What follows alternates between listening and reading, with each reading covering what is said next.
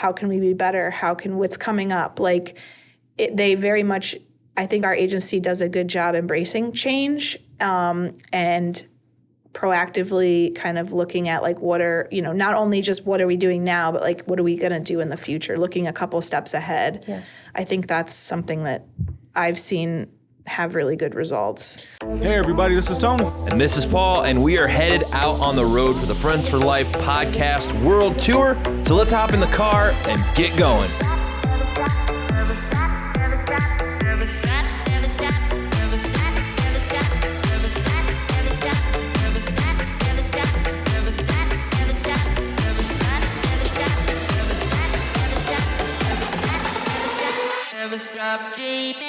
Well, firstly, thank you both for inviting us out here. Yeah.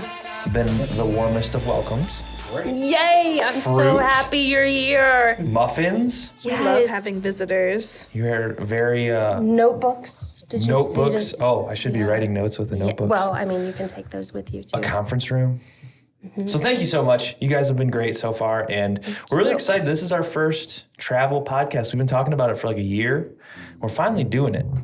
And of course, we wanted you to be our first travel guest because you're such awesome guests. We are honored. And thank you for making, wow, that's a drive. I didn't realize you drove that far to come to our podcast. It was a fun drive. We had a good time. That was the best day. You both seem like you always have a good time. We do. Yes. So, what's been new? What do you got going out here in Licking County? We've already done the introductions on our last episode. We did. And how have you guys been? What's been going on? We've been good. I can't believe we're looking at July. I mean, the summer is when we really get out and about.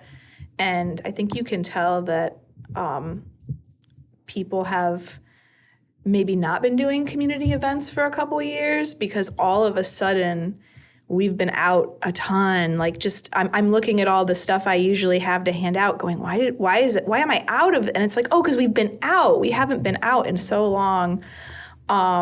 Last month, which I can say that because it's the last day of June. Last month we had a really big, awesome event. We did a summer kickoff event.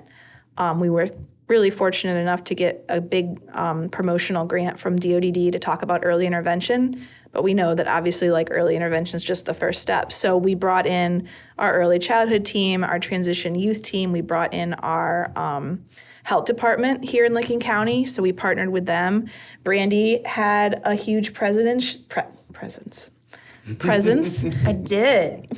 She invited a lot of our providers to come, and they had amazing activities at their tables, and we just had a big old community event. We had Pete the Cat walking around, one of our staff members dressed up. We had food trucks, petting zoo. Oh, food trucks. Yeah. Yes. And one of them sold out. We had so many people there, they sold out, they had to leave. Wow. And the other one was down to like 2 pieces of bread by the time they were done. So it was a amazing event, and I think it was just a really nice way to be like, we're back, we're doing it. We're out and about, and we're talking about all the good stuff we do. Yes. So that's been my biggest thing is like getting us back out in the community. We got our fair coming up in August. That's always super fun. Explain more about the fair. So Licking County has an independent fair. So it's not actually our county fair, but it's basically the equivalent of a county fair. So we have a table under the grandstand with all the other county government agencies. And we really try to do it up big. So we pass out balloons to all the kiddos that come by. We're gonna do some other like little swag giveaways. And it's just a really good way to like chat with people. We do kind of, because it's right at the corner of our county that's really close to like the Delaware and the Knox County line. So not everybody that's there is from Licking County, but I think it gives us an opportunity to like talk about what we do some education, but also just see people. And I think this year especially, it's going to be really exciting to see people. We always try to find the kiddos that we support who are in 4-H and do some work with them, go see them, take pictures of them with their animals. That's always fun. So yeah, it's just a really fun week. Our staff volunteer to sit at the table and pass stuff out, and I get to go around the fair all week and talk about direct support professionals and talk about what they do and how how much we need to have more, and try to do a lot of recruiting there, which is super fun too. I think maybe a dunk tank or like a pie toss, pie face toss. That will definitely get people to come. I would even come back down for that. Yeah, I would do a dunk tank. I would absolutely do a dunk tank. They- I don't know if they would let us have one there, but I would be for it. You can always improvise, like get a old school big pool and just tape it or something. You have to come visit us at the fair anyway. It's so fun. Yeah. It's like the biggest, I've grown littlest to love fair in the fairs. world. Yeah, same. I grew up in Cleveland, so we never went to the Cuyahoga County Fair. I think there is one, but we never did that. But yeah, when I moved here, I started covering the fair, and now I get to go again for this job. So I can't. I bought a shirt last year for the Hartford Fair because I was like, I will never not be at this fair. So I got my Hartford Fair shirt. I'm good. Well, Tony, I think I'll volunteer Tony to do the pie face. He'll be the guy that gets the pie smashed in his face. I'll volunteer him for you. That would be amazing. If Yeah, nothing else, they have absolutely. really good, like all the food is really good. And last year we were right across from the frozen chocolate dipped cheesecake booth, and I lasted probably 3 days, and then I went and I got myself a big old chocolate dipped frozen cheesecake, and it was everything I had hoped it would be. It was amazing. I would have not made it that long. I would have made it about 3 minutes. It was good. Well, I'm there all week, so I have to pace myself, or I'm just gonna feel horrible. All By in. the end of the week, just No. So, not to distract from all the fun stuff. So, since the last time we spoke, how has things been going with DSP retention, getting more people in, kind of making them numbers go up, hopefully, and then obviously there's other pressing issues with pay and things around that. But. yes. It has been definitely a roller coaster because recruiting really changes as our world changes. And so we really kind of have to ride that roller coaster right along with it. What we are really noticing is that this younger generation, they want purpose. They want a job and a career that really makes them feel fulfilled. And so the way that we recruit, the words that we use, we were always really on the right track with it. But I think in talking to this younger generation, it has really just brought home to us that they want to make a difference. They want to make an impact. They want to make this world a better place. And what better way to do all of those things than work in the DD community? Because none of us really, I don't think, set out to be here maybe when we were like, what do you want to do when I grow up? But we all just magically and wonderfully fell into it. So by telling our stories, by telling our purposes, I think we just kind of naturally bring them into our fold. And it's wonderful. Have you now? Because this next part I'm about to ask it gets a little tricky. Okay. Serving or having individuals who have a waiver Yes. serve other individuals who may have a bigger waiver. Yes. In the age groups that I'm thinking of, you have over 1,000 people who currently receive services that have a possibility of learning how to do this or being a part of doing it. Yeah, I did some research. Are you seeing that? Are you promoting Yes. it? Are you what's the one of the best things that you've seen with it, or an example of how it's changed someone's life, including the agency? 1,000%. I am here for that. So the first person that I recruited who receives services, I actually met while we were at a bingo event in the mall, and I said, oh my gosh, she's the best DSP I've ever met in my life. And so I went to talk to her, and she kind of laughed at me, and she was like, no, I'm a participant here, I go here. And I said, well, now you're going to be a DSP. And so it was really neat working with her. I met with her several times before she started, because that's really scary. That's a scary leap for anybody who thinks, well, could I do that? Am I capable of doing that? but not realizing that they really do that. She was doing it every single day. It just she didn't have a title. Yeah. And so watching her confidence grow, and then when she started with a provider, she didn't have a license. And I said, Alyssa, you have to get a license. I don't know if I can drive. And she ended up going after a couple months and getting her license. And then she went and got a vehicle, which she wrecked shortly thereafter, but it wasn't her fault. Yeah. And so then she went and got another nice new vehicle. And when she and I met, she was living in a small apartment in Pataskla, and she had been dating someone. But by the time, fast forward 12 or 14 months, and she and her fiance bought a home, and Anna and I went there to do a story, and it just felt so good. Actually, the home that they bought is not far from here. Mm-hmm. And so I started doing more and more of that, and just under 2 weeks ago, I have another young lady I'm working with who received services and now provides services at a different agency. The one thing that I do notice is that we really have to have more conversations among all of ourselves, that the people that we support truly are capable of doing anything that they want to do. And when they are in the role of DSP, giving them the support and encouragement that they need to be really successful, instead of going, oh, can they do this? Right. Do you think that should start in the transition ages? I personally believe so. Like between 13 and 18, and I think you guys is 13 to 24. Mm-hmm. But between 13 and 18, those are, I think, perfect times for us to start developing those helping skills versus not even mentioning it. Yes, absolutely. So how would that look, for at least Licking County?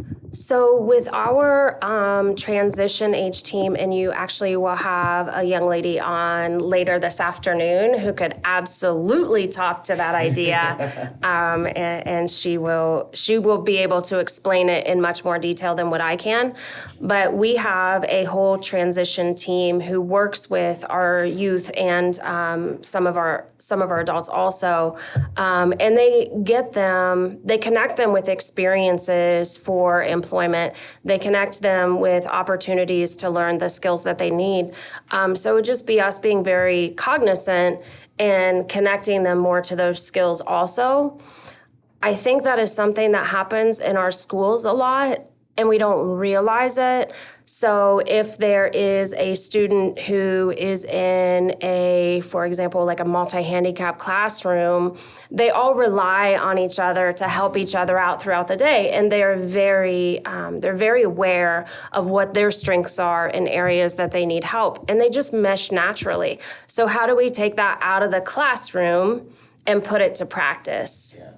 And I think we've talked about this a lot, is just this idea that for so many people, it's still not even on their map. Like, I do interviews with a lot of the young people that we support because I typically see them a few times because they do different summer work experiences. I get to go out and interview them at the job sites and say, what do you like about this one? What do you not like about this one? Like, what else do you want to try while you're still in school? And some of the kiddos that end up growing up to graduate, and they do our Project Search program, which is a really awesome internship opportunity through our local hospital where they get to spend a year working at the hospital and they get to rotate around to 3 different rotations. Super cool.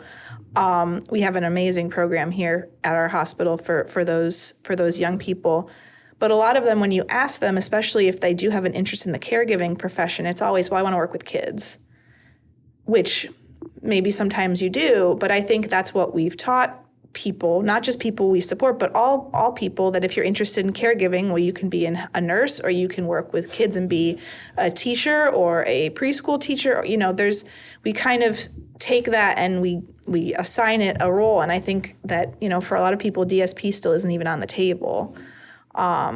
But I think there is that desire to be in a helping profession. I just don't think they necessarily have the words to say, like, I would be interested in doing that. So I think we are going to, as a society in general, have to start having those conversations about different types of caregiving professions, because we're already hurting for those folks. I don't think it's going to be getting better until we start giving people the actual options that are available. A part of that, too, is advocating to OOD, because they work with a lot of people that we support, and they help match them up with jobs and give them any supports that they need after that match happens. But really advocating to them, saying, this is a job that our people can do, and they can do it well. Alyssa, as soon as she started, she really went through the routine start to finish with an individual who was in a wheelchair, and came back and said, some of the things that are being done, like this transfer, the way this transfer is done, that's dehumanizing. She doesn't want to feel that way. And so Alyssa was really key in showing us things from a different lens that was amazing, that really we didn't fully understand before. Yeah, I think it's important that I was listening to a book last night, and they were talking about, making sure that people we support, that their perspectives are the most important perspective. And I think if our DSP workforce is only made of people who don't have a disability, we're going to miss stuff. We're not going to understand the way that somebody who's kind of walked it or lived it understands. Well, there's a lot of irony in those situations, because a lot of people, everybody does it. They're like, oh, we know what's best. And then you have the person that's getting the service like, Yes. I think I actually might know what's best. Yeah. Because I'm the one that's living with this every single day. Yeah. And it's, But I took the training. yeah. It's like, sometimes the simplest solutions to things are like the easiest to overlook, because we've built these systems, we built the county boards, we built these businesses, and they're all built up around ideas. And then at the core of it, the people that are being served, you're like, but wait, like I should have some say in what's going on. And we had some people on the podcast recently talking about how, like, a lot of the time we're not listening to, and that's a general we. The field in general is not listening to the people who are getting the help, the services. And it's like, why are we not asking them? And one of the innovative things I heard is a couple episodes ago that our friend Sarah's doing for us while we're out on the road. Someone was saying how, one of the companies, I don't remember, this couple, not from Ohio, they have like a system set up where the people serving individuals with disabilities are completely separated from the system. Like, they still have to do the paperwork and stuff, but they're not like reading the plans and stuff. They're just like getting to know the people and then providing them with what they want. I mean, obviously they follow the guidelines and things of that nature, but it's like, it's removed from just like, here's a book, read it, figure it out, and whatever. So I thought that was kind of a different approach to it. And that's what's so cool about getting to hear all these different stories. Like, you're like, I would have never thought of that. I would have never. When I taught special education, I taught kids who have emotional disturbances, and as the educator, you would get a bunch of collateral before they started, and it would talk about why they were no longer eligible for public education, and it would give you a bunch of stories. Well, I never read it. I would read their educational goals, but I wouldn't read anything else.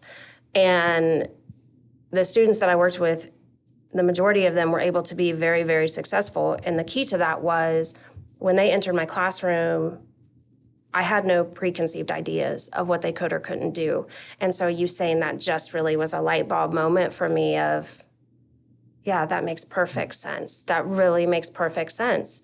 Because even if a DSP says, well, I'm not worried about that, or I'm not thinking about that, somewhere in the back of their head is something that's in that plan that inevitably is from like 20 years ago that has just somehow remained attached to it.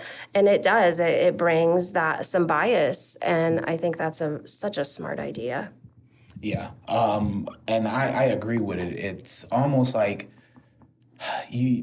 that should really break the whole way that we do things.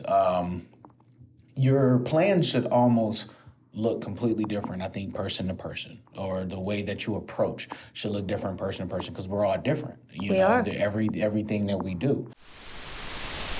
With, Licking County Board, you guys seem very forward thinking, very, working towards new things all the time from what I've seen. And so what would you say, it's time to brag, what would you say separates you guys from everybody else? I mean, you do great work, you do awesome stuff. You have podcasters come down and talk, which nobody else is doing. So Yes, we love that. I think one thing that really separates us is we do not operate, I'll use Anna's phrase, we don't operate in a vacuum. If there is something that we see needs done or we're told needs done or something that needs changed, we will bring all the voices to the table who could be a part of that or have an opinion in that, and work to develop a plan that will work, even if it's not a plan that was ours, or if it's a plan that everyone else says, oh, there's no way that could work. We work very hard to find solutions to any issues that come before us. We have worked really hard with DSP Employment Connections over the last 4.5 years in helping with recruiting and retention of direct support professionals and spreading the word, as well as finding ways to connect those DSPs to any supports that they may need from our community partners. But there are so many other things that we have done that are just way outside of the box as well. We don't have a fear of different, and there's really very few things that we're not willing to give a try. Did I miss anything? I don't think so. I think you you nailed it in my mind. I mean, I think just personally, I'm not always a big person that likes to change a lot, but I think that our leadership team is very proactive in terms of how can we be better? What's coming up? They very much, I think our agency does a good job embracing change, and proactively kind of looking at what are, not only just what are we doing now, but what are we going to do in the future, looking a couple steps ahead. Yes. I think that's something that I've seen have really good results. Well, and it's so funny because Tony and I are continually talking about what we can do different, and change is always terrifying. Mm-hmm. What we're doing right now, traveling all over, and for me, it's a daunting task because this is a lot of stuff to take with you to do, and it's setting this all up is and Yes. you're driving to places you don't know. And then you get some lady sprinting down the hallway to hug you. Yes, first thing in the morning. What's that about, right? It's terrifying.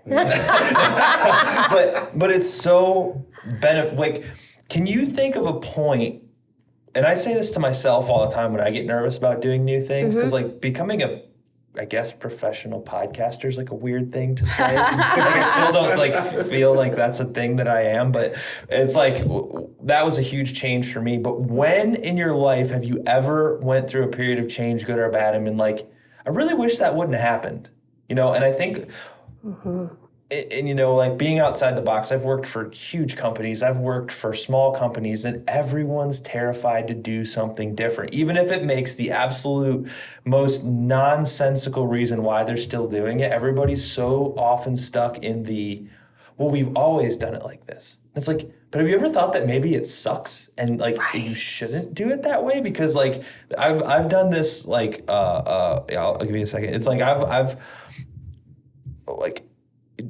when you think about it logically, but we made a new way to do it that's better and easier. Why are we doing it this way that's so draining on resources? Tony's dying to say something, so I need an example. Just slavery. If we would have kept doing slavery, it wouldn't have turned out well.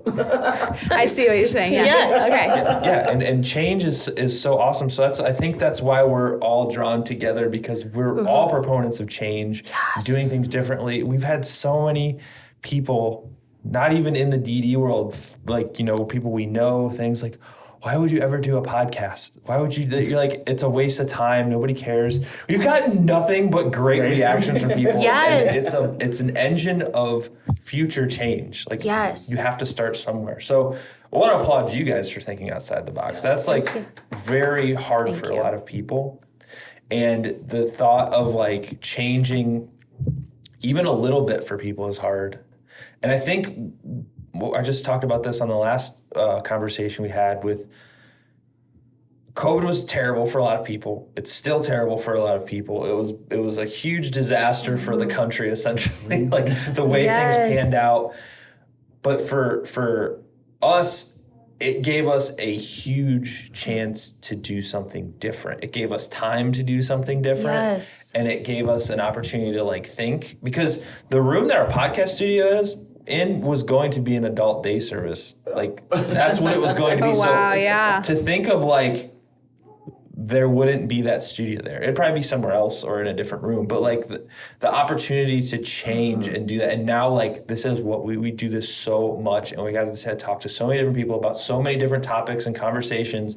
We're trying to use this for good. Like, so like what I'm saying is to other people out there that are afraid to change, like, what's the worst thing that's going to happen? You might lose a few $100 or a few $1,000s on something like taking a change, or maybe people leave that maybe are scared of the change, but you're going to attract people who are like excited about that. You know what I mean? I am backwards as a human. So I am excited for change. Change moves me. The thought of standing still scares the hell out of me.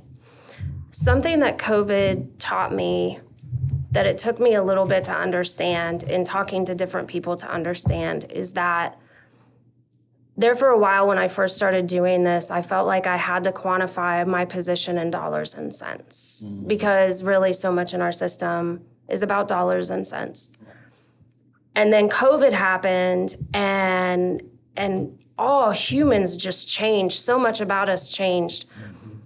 But the awesome part about all those change is that I had these amazing relationships with our providers.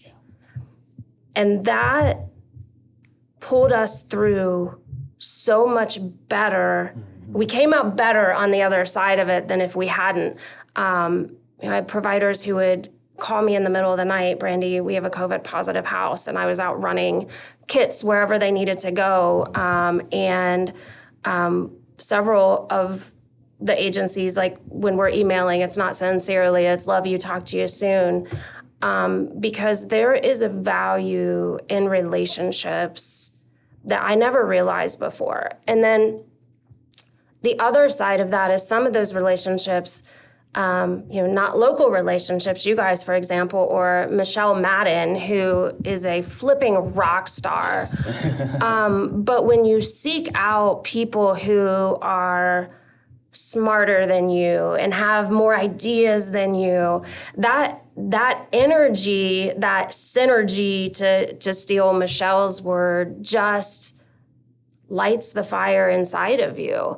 And when these changes happen and you get scared about, is this the right thing? Is that the wrong thing? There's times like, at 6 o'clock in the morning about a month ago, before Anna and I presented at OHCA, I was standing in the bathroom trying not to throw up, like, why do I make these life choices? But it ended up being amazing. We spoke to a full room, 2 rooms. It was big. It was a big filled room. with people at 7:30 in the morning who got up to hear our stories, why we do what we do, how we do what we do. And so, like, the worst thing that can happen is you make relationships with some amazing people and you do some epic shit. Yes. Real talk. I think if people lived in the premise that you're going to do the worst the first time, Yes. you will get through it. It'll be better. Just keep trying. And like, we put it in, 2 years now we've been doing this. And it wasn't that we had a ton of followers. It wasn't the fact we got a ton of sponsors. We didn't even have a ton of guests. But we put in a ton of time, a ton of commitment, and that consistency. I think if you put it anywhere and everywhere in your life, you have nothing but awesomeness to eventually lead to. Consistency. Yep. That is my word that I need to work on more is my consistency. So it's funny that you use that word because that has been my mantra.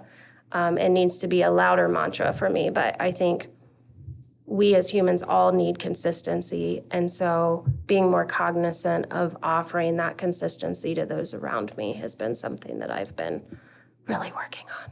And to keep up with consistency on this Yes. show is Rapid Fire! Yay! Oh, no. Now, as you already know, Rapid Fire is a 3-part question. Yes. See, I'm going to have to use the soundbite. I screwed it up already. I did it perfect last go. I screwed it up this time.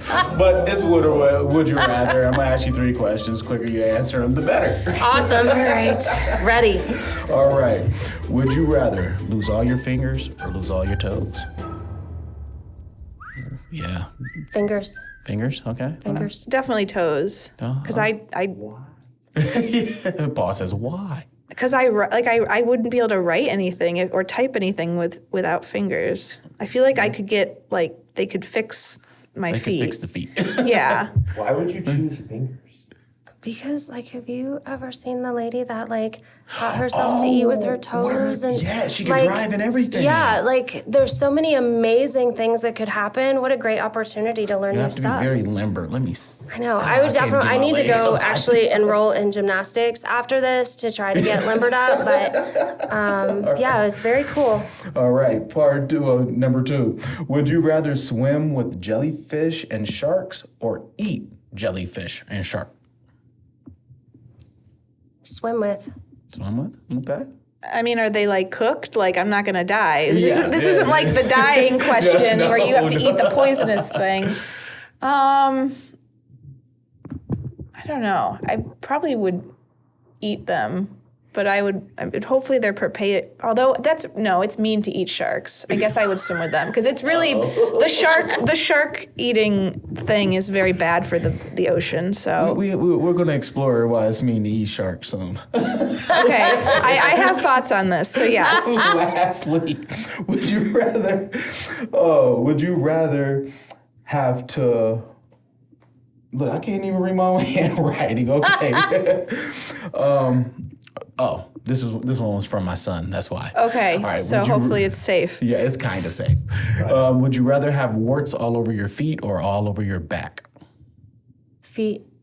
Feet. Okay. So Yeah, because you can just wear shoes and buy the stuff to get rid of them. Yeah. I remember being Freeze young off. and having, what are those called? Planters Yeah, I warts had them that you too. get on the bottom of your feet. Yeah, and I had them too. I was all right, So probably got I them think at the I could do pool. that. There you go. Yeah. They look painful. I mean, a Yeah. little bit, but yeah. My dad was definitely very feet. aggressive about that. He would get the stuff, and it was like a whole thing. So yeah. Yeah, I blame it on the toads my kids play with. But yeah, let's go back to the sharks. Sharks. What explain to me? well, so I'm like an ocean person, but sharks are really important for the ocean ecosystem, and people who eat them, the only thing they eat is the fin. So a lot of times they'll chop the fin off and throw the dead shark back into the water. So it's a horrible thing to do to a shark. Yeah. But also eating predators at the top of the food chain right now is actually really bad for people because the top predators are the ones that have the most chemicals in their bodies because they eat all the little things. So when they do autopsies and stuff on it's not called an autopsy, but when they look at whales that have died, like the whales that are the predator whales, like orcas and stuff, they have super high concentrations of the toxic stuff in there because they eat the things that eat the other things that eat the other things. So it's eating stuff at the top of the food chain is not a good idea. So you should never eat a person. Right. No, we are probably not good to eat, yeah, because we've probably been exposed to a lot of stuff. And this Yeah. is what I mean about surrounding myself with people smarter than me. Well, I don't know. amazing. I don't know how much love it. this helps other people in the daily life, but I'm here for But- it. Well, I was gonna say you'd be pretty upset to know that I have a shark in my freezer right now is it? that I just caught. You have the but whole you shark? didn't fin it and Yeah, throw the it whole back in the shark. ocean, Okay. right? So whole thing. yeah, and I Okay. mean, I'm assuming you put it out of its misery humanely, and It's not still alive in my freezer. yeah, That's a positive. yeah. I was like, oh man, I'm gonna put this microphone back. But no, I didn't. I don't. I didn't know about that. Well, I People think had it's like a thing. It's more like a commercial thing, but yeah, in terms of eating apex predators, like I wouldn't do it all the time. I only eat lions. Well, That's a. I never thought about that. They just accumulate the well, and I don't know bad if it's stuff. sharks. So with whales, it's a big issue because they can gets stuck in their blubber. I used to want to be a SeaWorld trainer, so I know a lot of random stuff about whales. I imagine Yes, that was the movie that that's what changed did it. my whole life. Like, not even kidding you. I imagine us as humans are going through the same thing right now. If you think about farming, and if you use grain to feed the cows, and you're putting chemicals on the grain, and then you're feeding it to the cows, and then the cow processes it and leaves whatever, and then you take that whatever, and it's watered down, and then again used as fertilizer on the corn. So there's this system of it continually that is also receiving chemicals along the way, and then we're eating generations into this cattle. Being at the top of the food chain can be dicey. I don't think I want to be at the top. Like I think I'd like to just go at the middle. Like I don't want to be eaten by anything, but like move me to the Yeah, I was middle. gonna say that last I checked, there's nothing. Well, I mean, I guess you could go hang out with like grizzly bears and stuff. If I could be a dinosaur and be at the top of the food chain, though, I would absolutely be a dinosaur. I noticed the dinosaur tattoo. Dinosaurs are my jam. That's pretty cool. Absolutely. But if you weren't at the top of the food chain, that would put you at the bottom of the food chain, which means you probably get eaten. oh yeah, no, I don't want to be there. That's actually what I was going to ask. Like, I love shellfish, and I know they're at the bottom. Like, they eat all the crap from all the time. Like, so I wonder where that lies. I don't know. That's interesting. There's so many things to know. think about. Yeah. The more I've learned about food, this is going in a weird direction. I love it. The more I learn about food, the more I you don't want to eat. know. I just I just do not want to eat. You don't want to food. know. I'll just be out in my garden, living my best life. Yeah. Yeah. There's a lot of health issues. Yeah, from you don't food. want to know. Just don't. It's better to not know. Just don't eat food. Yeah, right. Just breathe. What was that one lady tried to live on like tea and air for like a year or something? She died, I'm pretty sure. Tea and air. Yeah. She thought you didn't need to eat. She could just live I on do. sunshine. Like I a need to plant. eat. Like I don't. I am not built on sunshine alone. I will eat that whole plate of grapes before the day is over. I'm I sure love of that. That's amazing. They're really good too. it. Yes. A, thank you for the grapes. B, we have another podcast coming up, I think. Yes. So you've already given out your information in the past, but this is a new episode. We want to get more information about where people can learn more about Licking County. And then final closing thoughts. I know you guys have like a job to do and just you don't want to talk to us all day. Maybe you do. Maybe you don't want to go back to work. I mean, I don't know. no, I'll be here all day. What do we need? Kidding. If my boss is watching. Yeah, we almost got you fired last time. Sorry about that. It wasn't our intention. If it happens again, it's on you. You warned us this time, so Right, don't fire yeah. yourself. Okay? So, we can be found. Well, I can be found if you have interest in learning more about becoming a DSP, hearing some stories of our local DSP heroes at dspcareers.com. My picture's right on there, a video. You just click it and you get right to me. Sweet. And if you want to look up more information about the Licking County Board of DD, we are at lcountydd.org. If you type the little @ symbol and then L County DD, you can find us on Twitter, Facebook, and Instagram. We have a YouTube channel, which I would recommend finding because we have recently started working with John Silfies, who I know you guys recently talked to, and very good dude. We always say he is our brother from another mother because he loves storytelling as much as we do. Yes. And can do videos way better than I can, which makes him a very good friend to me. But we have been putting out a lot of his videos. He's been in our county, and so we've got some really new, really cool stuff up on our page right now. So check it out. One final thought from me is thank you guys for coming. I appreciate you here. I think, we say John is our brother from another mother, but the more we keep extending and communicating with our like-minded family and we all come together, there's no way that change is not going to happen. We can get very loud and very creative and all these wonderful, wild ways, and I am here for it. So thank you. Well, you are welcome, and thank you, and can't wait to continue the journey. Yeah. Very cool.